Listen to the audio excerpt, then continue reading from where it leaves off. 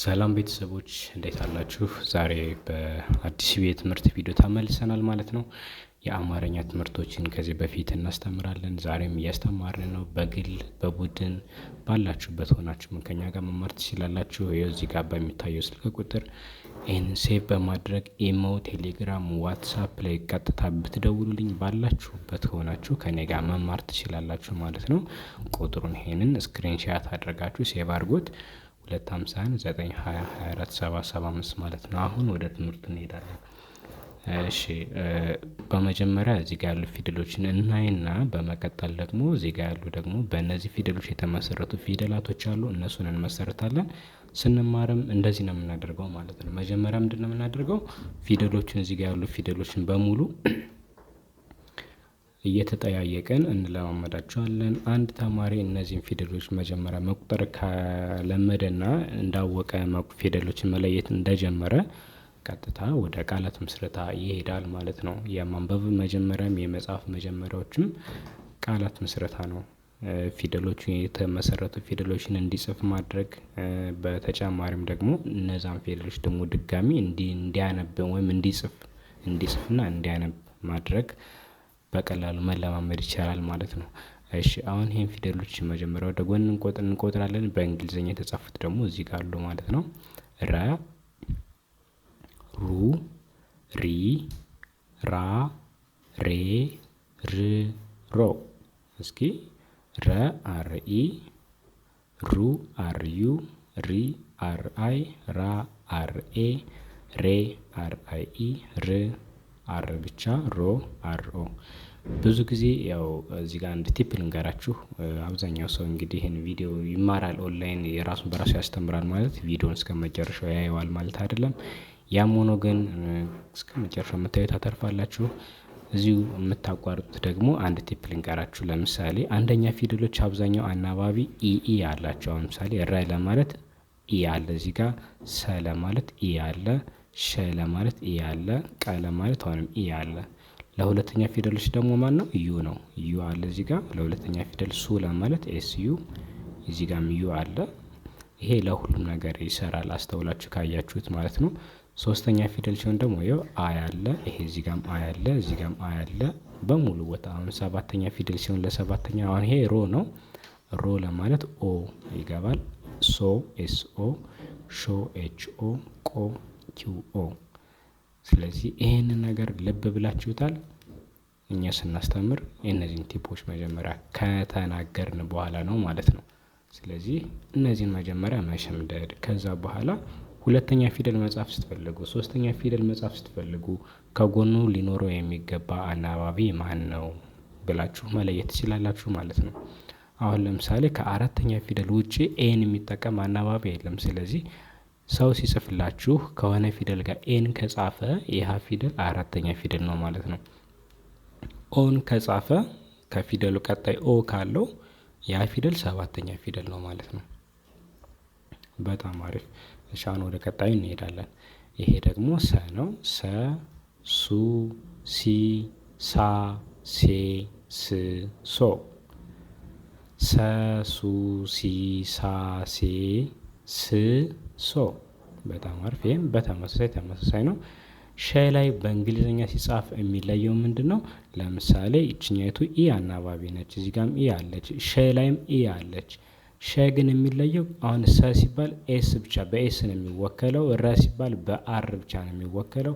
ሸ ሲባል ግን በኤስ እና በኤች በሁለቱ ነው የሚወከለው። ስለዚህ እነዚህ ሁለቱ ፊደሎች ሁሉም ጋር ቋሚ የሆኑ ማን ይለያል ማለት ነው? እነዚህ አናባቢዎቹ ይለያያሉ። አናባቢ የሚባለው ለአንደኛ ፊደል ኢ አናባቢ፣ ለሁለተኛ ፊደል ዩ አናባቢ፣ ለሶስተኛ ፊደል አይ አናባቢ። እነዚህ ይቀያየራሉ። ነገር ግን ኤስ ኤች የሚለው ሁሉም ቦታ ቋሚ ነው። አንዳንድ ፊደሎች እንደዚህ ቋሚ ፊደል ኤስ ኤች የሚወከሉበት ባለ ሁለት ውክላሉ። እነዚህ ይሄ ባለ አንድ ነው፣ ይሄም ባለ አንድ ነው።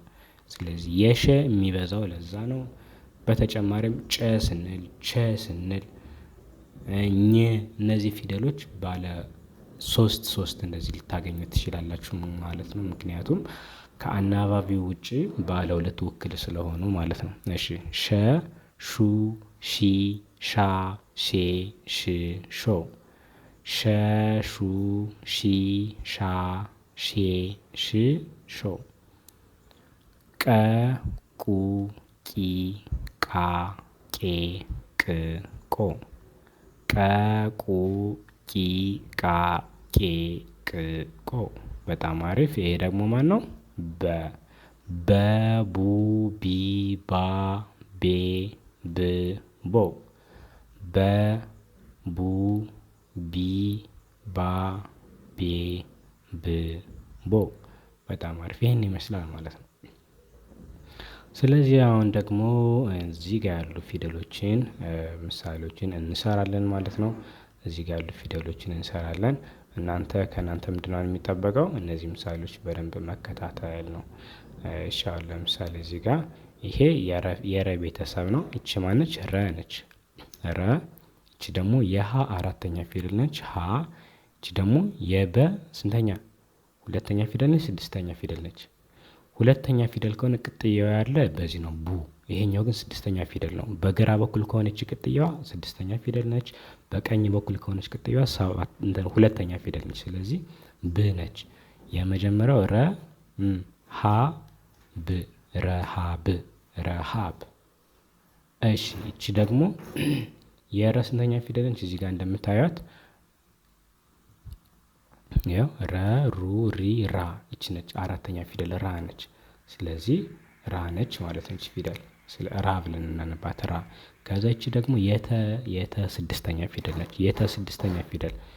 አሁን አማርኛን ለሚጀምር ሰው ለአማርኛን ማንበብ መጻፍ የማይችል አሁን ግን ራሱን ለማስተማር የሚሞክር ሰው ፊደሉን አይቶ አይለየውም። በቃ የሚቸገርበት ነገር ይሄ ነው። ይሄ ነገር ደግሞ ችግር አይደለም። ይሄ ነገር የሚጠበቅ ነው። ስለዚህ ምንድነው ማድረግ ያለባችሁ? መጀመሪያ ፊደሎችን ወደ ጎን መጥራት መለማመድ። አሁን ለምሳሌ ይሄ የተቤት ነው አይደለ? የተቤቶቹን ከአንደኛ እስከ ሰባተኛ ለምሳሌ እስኪ እንጥራቸው። ተቱ ቲ ታ ቴ ት ቶ ብላችሁ መጥራት መለማመድ። ሁሉንም ፊደል ለሁሉንም ማለት ነው። የለቤት ስትባሉ ለሉ ሊ ላ ሌ ል ሎ መጀመሪያ በድምጽ መለማመድ። አሁን የረቤት ለምሳሌ የረቤት ረሩ ሪ ራ ሬ ር ሮ ካላችሁ በኋላ አሁን ቀስ እያላችሁ ደግሞ ፊደሎቹን ስታያቸው ምልክት አላቸው። አምስተኛ ፊደሎች የሚለዩበት አሁን ለምሳሌ እዚህ ጋር አምስተኛ ፊደሎችን ስታዩ እቺ ቀለበት አላት፣ ቀለበት አላት፣ ቀለበት አላት፣ ቀለበት አላት። ስለዚህ ቀለበት ያለው ፊደል ሲመጣ አምስተኛ ፊደል እንደሆነ ምልክት ይዛላችሁ። ይሄው ሶስተኛ ፊደል ደግሞ እዚህ ጋር እግር አላቸው። እዚህ ጋር እግር አላት፣ እዚህ ጋር እግር አላት፣ እዚህ ጋር እግር አላት። ሁለተኛ ፊደል ሲሆን ደግሞ እንደዚህ ተማሪዎችን በዚህ መልኩ ነው የምናለማምደው። ስለዚህ ይቺ ፊደል የረ ቤት አራተኛ እንደሆነች ካወቃችሁ ረን እስከ አራተኛ ፊደል መጥራትና ይቺ ፊደል ስሟንና ቁጥሩን በማገናኘት ይቺ ፊደል ስለዚህ ረን እስከ 4 እናነባለን። ረ ሩ ሪ ራ ስንል ራ ፊደል ይቺ ነች ማለት ነው።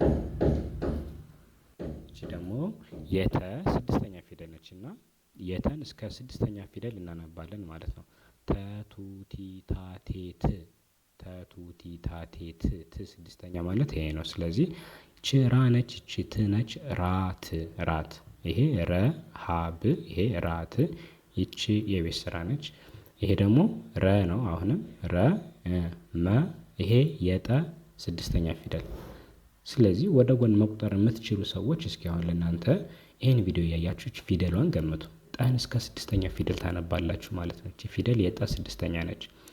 እኔ አብረን አንብበው ደግሞ ጠ ጡ ጢ ጣ ጤ ጥ ጥ ካላችሁ ትክክል ናችሁ። አያችሁ መጀመሪያ እንዴት እንደሚጠቅም። መጀመሪያ በቁጥር ፊደሏን ማወቅ ስንተኛ ፊደል እንደሆነች።